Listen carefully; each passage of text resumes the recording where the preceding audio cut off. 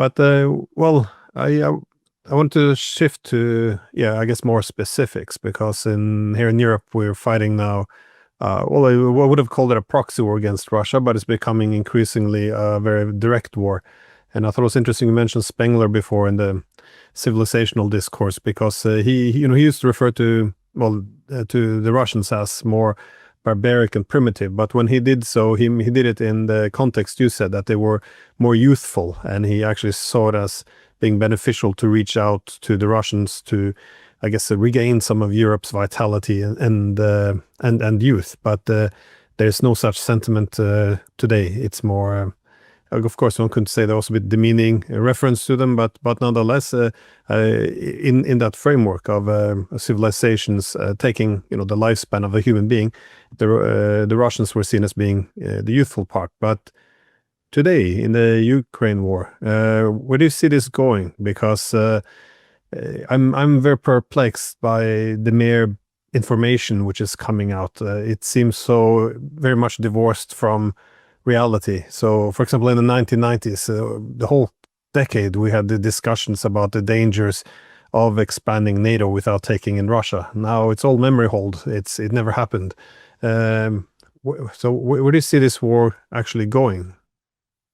Yeah, so I think for the past year, the war has been over.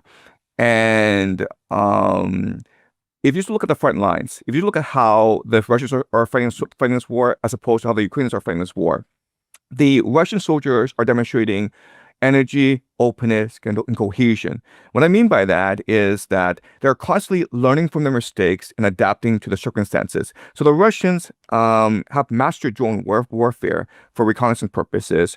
At first they were using these large battalion units against the Ukrainians, and they realized that they could be easily targeted and attacked by drones. So now it's like 2 or 3 reconnaissance infantry on motorcycles, and that's destroying Ukrainian defenses because the front lines are huge and the Ukrainians are not able to respond to such energy and innovation initiative among the Russian soldiers. And if you talk to these Russian soldiers, if you interview these Russian soldiers on the front lines, they will tell you this is a crusade. This is a crusade to save Russian civilization. This is a crusade to save the motherland. This is a crusade to destroy the Antichrist, which they believe is the corruption of Western civilization. So they're extremely energetic, they're extremely open, they're extremely cohesive.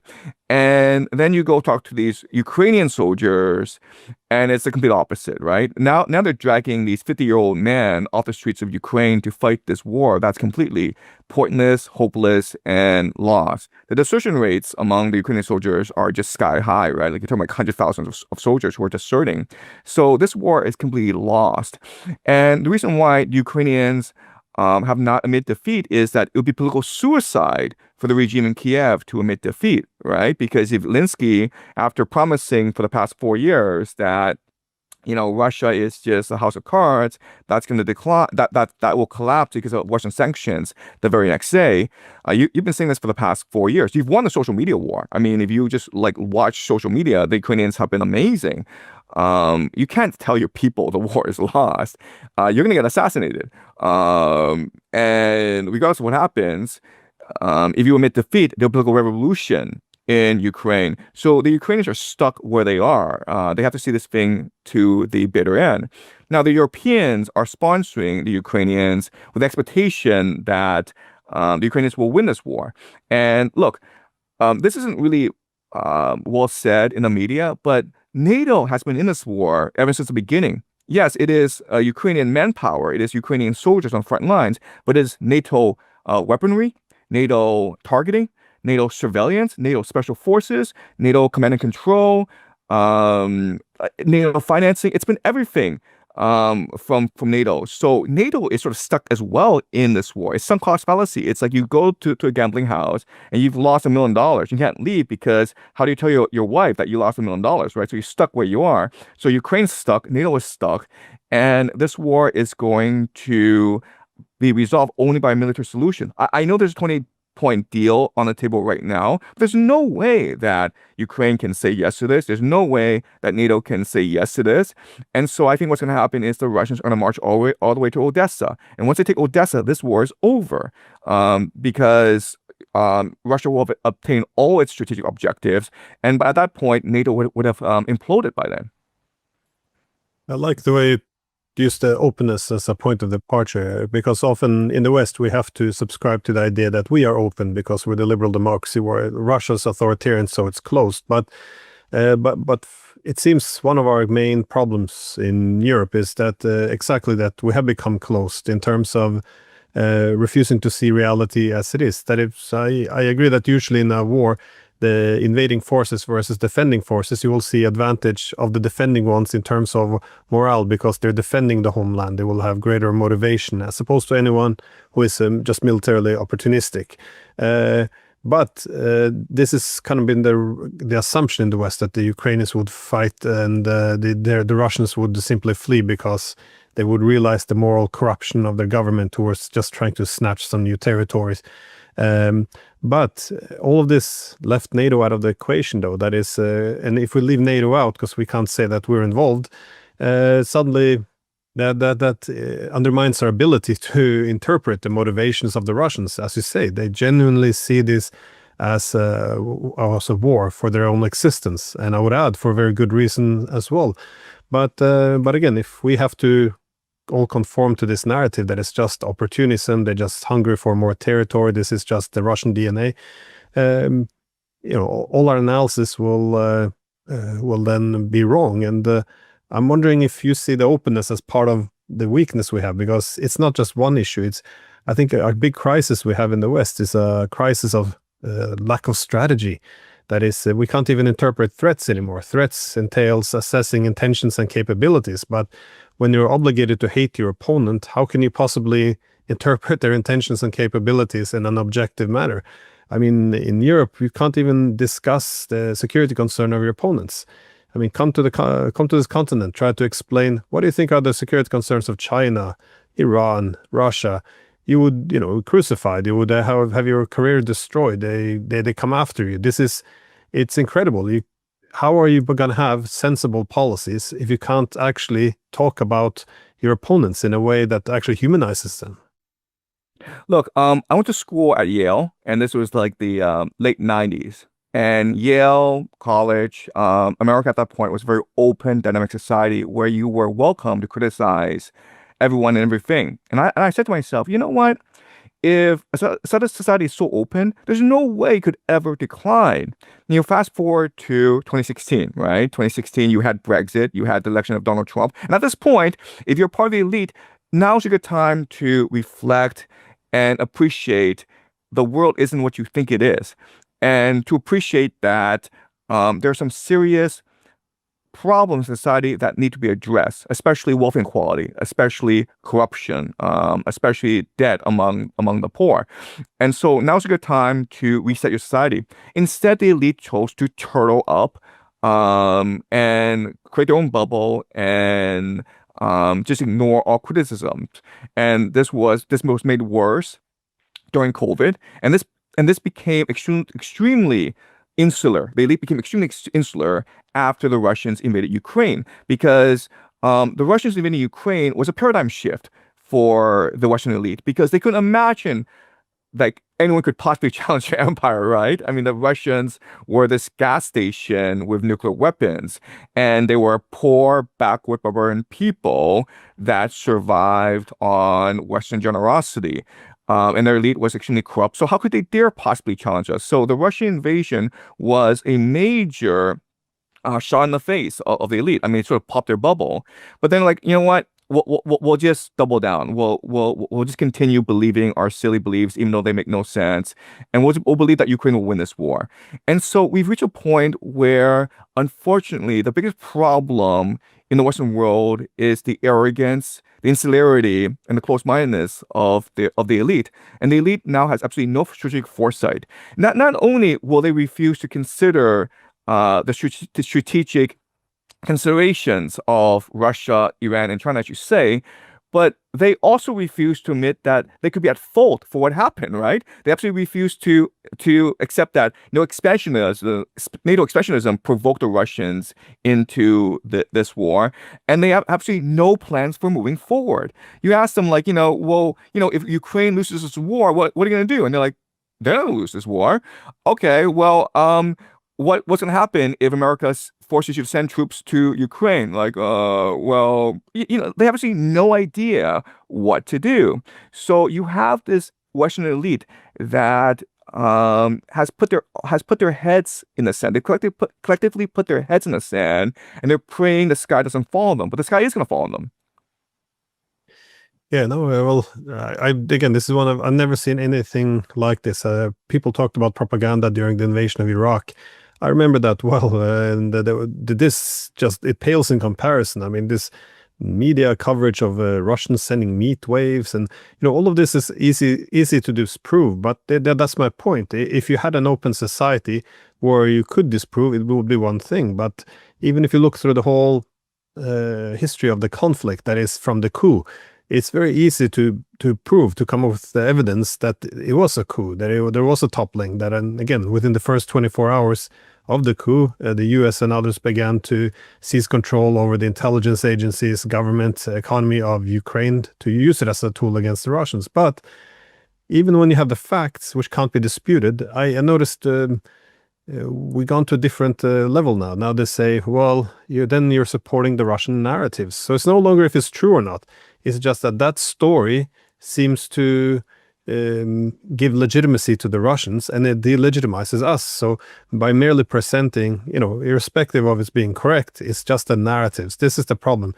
You should be in the trenches with us, and then you avoid, just say ABC. This is all you have to do. Even the sanctions, this is something that also perplexed me, because since 2014, that was my main research focus. That is Russia diversifying its economy, looking towards the east, making itself more bulletproof to sanctions. So I made the point immediately as these sanctions came, they can never succeed. Russia's prepared for this. It's like, oh, but this is, you're undermining trust, in the sanctions. It's all a socially constructed phenomenon. If we believe the sanctions work, people will support them, and then eventually Russia will be exhausted. So reality is, it's not part of the discussion anymore. It's just a battle of narratives, it seems.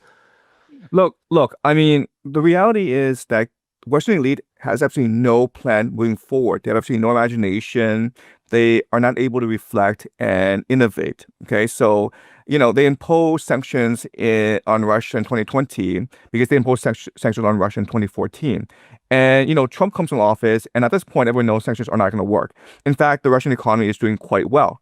So Russia has so many workarounds these against these Western sanctions, and Trump basically said to Putin, if you don't cooperate with me, I'm going to impose sanctions on you. So we've reached a point where the entire Western world lives in their own bubble, far removed from reality. Another issue that is going to tear Western Europe apart is immigration. This war in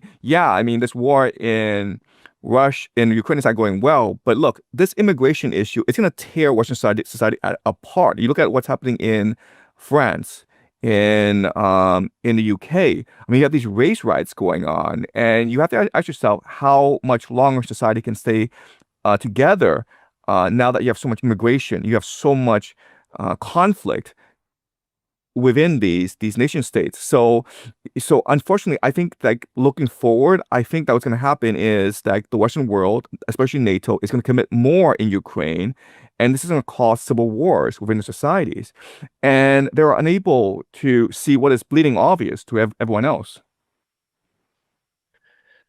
Well, if we shift towards another part of the world, because these are indeed turbulent times to a large extent by the exhaustion of the West, but also the rise of new centers of power. And China, of course, is one that exudes a lot of energy at the moment. It's, anyone who goes there can almost feel it in the air. But these are, for this reason, turbulent, though. I mean, one would think that a clash between these two giants, China and the US, to come in different forms. Indeed, it is in terms of an economic war, but if it's not winning through on the American side, will they go into a military option, or how do you see the U.S.-China rivalry playing out? Yeah, so I have a very different take on the U.S.-China rivalry than other analysts, okay? I believe that Russia, Iran are both revisionist powers in that they have been isolated, they've been ostracized by the global economy controlled by the United States and its allies. But China is very much a status quo power in that it's benefited tremendously these past 40 years from globalization, especially trade with the United States. And you could also argue the United States economies and the Chinese economies are codependent, meaning what happens is that China is taking all its excess cheap labor and exporting to the United States. In return, the United States gives China US dollars. So what's happening is that basically China is basically supporting or propping up the US dollar, which everyone knows is a Ponzi scheme. And the United States, in return, is transferring technology to China and helping China become wealthier and also opening its vast consumer market to Chinese consumer goods and therefore giving Chinese millions and millions of employment opportunities. So I think that China and the United States will eventually achieve a rapprochement, and we're already seeing that because President Xi and President Trump did meet in South Korea, and the meeting went very quarterly. It was not a great meeting, but Trump thought it went really well. And we should expect more meetings in the coming year. And I think that what will happen is a rapprochement between China and the United States because they benefit more from working together than they do from fighting together. These two economies are basically interdependent and they're intertwined, right? Because America's been talking for the past 10 years about onshoring its manufacturing. And it hasn't worked out because the American economy cannot sustain the cost of onshoring the manufacturing, and all these billion-dollar projects that have been emphasized, highlighted, have not turned out really well. So China is basically irreplaceable in terms of providing cheap manufacturing to the United States. So I think the United States and China will the friendship will improve over time.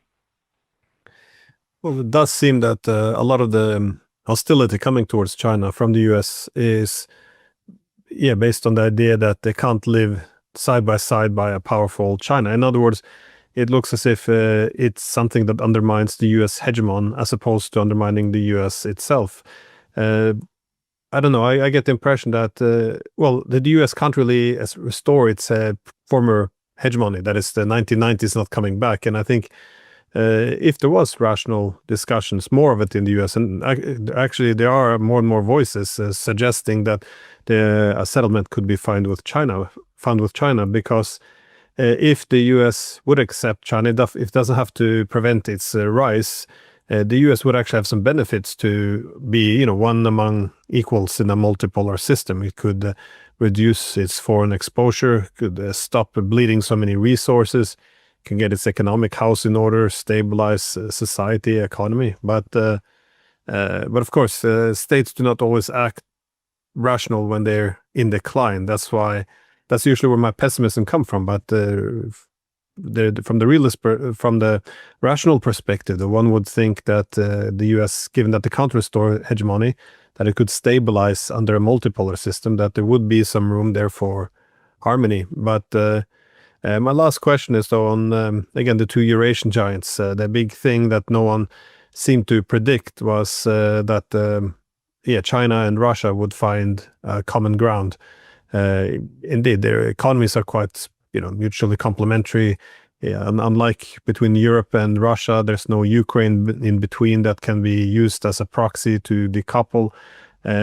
Should we be surprised that if this partnership is sustained over time? Yeah, I am not that optimistic about the U.S. I'm not that optimistic about the Russia-China relationship because I think there are some geopolitical questions that need to be resolved. Okay, so one flashpoint that comes to mind is Kazakhstan.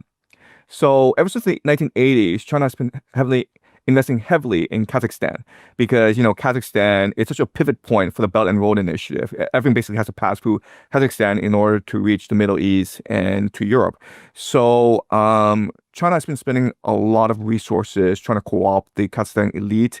It's invested heavily in Kazakhstan. And what's happened these past few years is that Kazakhstan has develop a much more pro-Russian attitude. You basically had a change in the guard in Kazakhstan.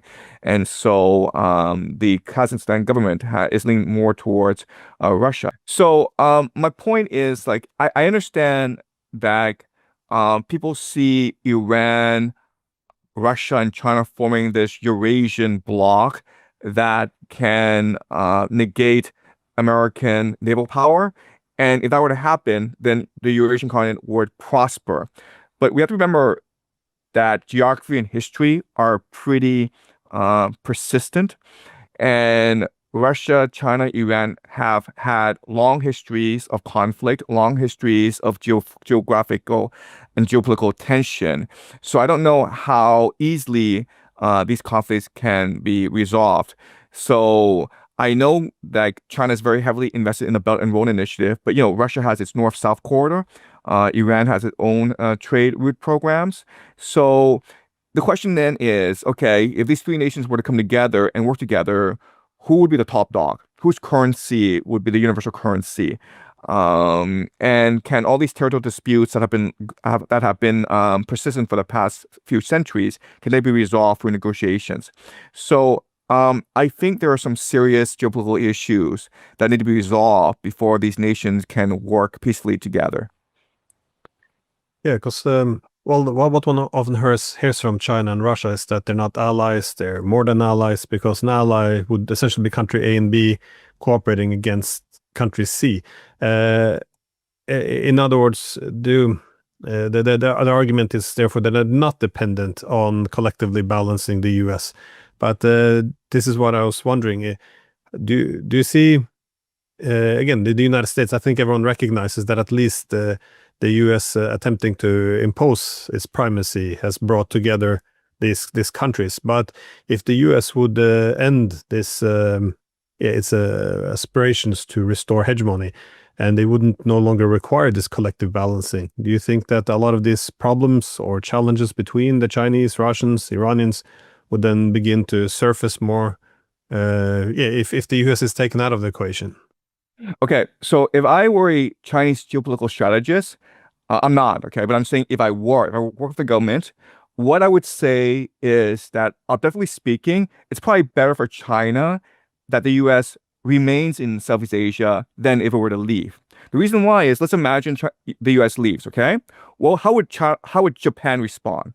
How would India respond? How would Russia respond? How would South Korea respond? How would North Korea respond? Okay, so there are these different geopolitical actors in my region, and I really have problems anticipating how they behave. Japan has been historically very aggressive because they are a naval power without much land resources. People don't appreciate this, but the great naval power in Southeast Asia is not the United States. It's not even China. It is actually Japan. So if we took out air power, okay, Japanese Navy would be the dominant naval power in Southeast Asia, and the reason why is they have to be. Remember, Japan is an isolated island with very little resources, so they need to be able to exert naval hegemony throughout the Southeast Asia, right? So during World War II, that's something called the Greater Japan Co-Prosperity Sphere. So Japan is very much an aggressive maritime power. Then you look at South Korea, which has always had these historical animosities against Japan and against China for being colonized by these two great powers. You look at Vietnam, you look at India. So if I'm a geopolitical analyst, I'm like, you know what? I'm happy with the United States being where it is because at least it maintains the status quo. And I'm happy with the status quo because I don't have to deal with Japan, South Korea, Russia, and India. So I'm saying this as a geopolitical analyst working in China. I'm just saying I prefer things to be much more predictable, much more stable, much more continuous. And that means having the United States stay where it is. You know, I think that's an excellent point. One should be careful what one wishes for. That is, if the US would leave East Asia, I think there would be a good chance that Japan would then cross the threshold of developing, for example, nuclear weapons if they have to maintain their own deterrent. And indeed, one can only look towards Europe. The Trump administration has questioned its interest and priority of maintaining its presence in Europe. And the response, I mean, look at Germany, who used to be a peaceful country that had learned from World War II. Now it's becoming one of the most militaristic. They want to join in on nuclear sharing. They want to have the biggest army in Europe. I mean, they would like to be on the front of confronting Russia. I mean, this is not even recognizable of the Germany of only 4 or 5 years ago. So I do think if the US would pull down from East Asia, that the consequences might not be in China's favor either. So I think that's a very valid point to make. Before we go, though, do you have any final thoughts? Yeah, so one thing that I'm looking very closely at, and I think your viewers might be interested in as well, is the rise of Pax Judaica. So what I'm watching is how a lot of nations believe that Pax Judaica may be in their best interest, and therefore they're promoting the rise of Pax Judaica. So the United States promoting the rise of Pax Judaica, that's understandable. But if I'm Russia, Israel would be a very good trading partner. Because, eventually Russia's going to win this war in Ukraine. It's going to control the Donbass, and therefore it's going to be able to control about a third of the world's carbohydrates. Where's my market? My market is in Africa. My market is in the Middle East. And so Israel would be the perfect entry point into these markets, right? So if I'm Russia, I think that Pax Judaica works to my benefit. If I'm China, Pax Judaica works to my benefit as well. Because Pax Judaica means that Israel would take control over Syria, Iraq, Egypt, possibly Libya. And as such, Israel would need a lot of infrastructure spending. It would need a lot of infrastructure projects. It would also need to spend a lot of money on data centers, on artificial intelligence, and create this massive surveillance state to watch over the Greater Israel project of Pax Judaica. So I think like the big surprise over the next 5 to 10 years is the rise of Pax Judaica. And that's something I'm watching very closely right now. But wouldn't the counter argument be, though, that Israel has begun to exhaust itself in terms of overextending its military? The economy has well been harmed by a lot of the young people leaving. It's fueling a big political crisis now. And, it seems that at the heart of it, there's also a deeper problem. That is the entire ethos of what Israel should represent is being questioned, if not undermined. Of course, you can also add then the neighbors becoming the leadership across the Arab states, and even Turkey can have now more challenges in terms of explaining why they're not taking a more hostile approach to Israel.